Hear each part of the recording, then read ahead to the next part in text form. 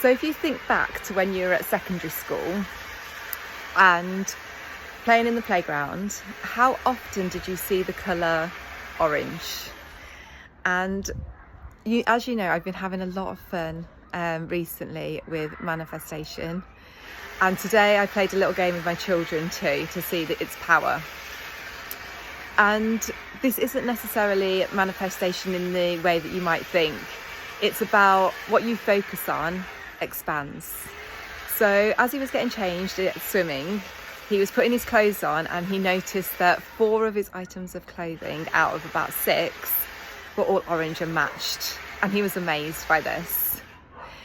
And then when we walked out the changing rooms and he went to put his shoes on, there were lines and lines of shoes.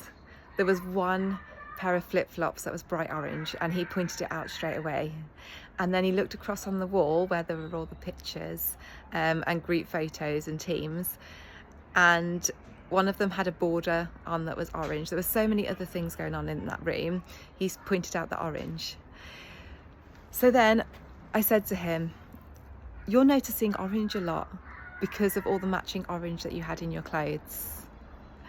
The thing is, and I was putting science to what he was coming up with here, I said the thing that you focus on expands, and I think it's got a name like tagging.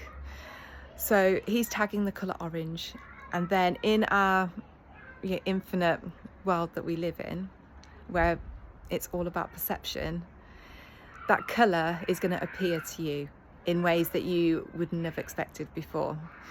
So I didn't have my shoes. They weren't in those lines of shoes where we were. In fact, I'd left them all the way on the other side of the building, same building we were in, but outside.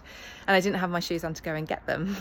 So I said to him, you run round, do you mind running round and grabbing my shoes, bringing them back, and whilst you're there, have a look around and come back and tell me how many orange things that you spot. So this is at a secondary school where, if you're thinking like I am, there's not a lot of orange things floating around in the playground on the buildings. So he runs away, grabs my shoes, comes back.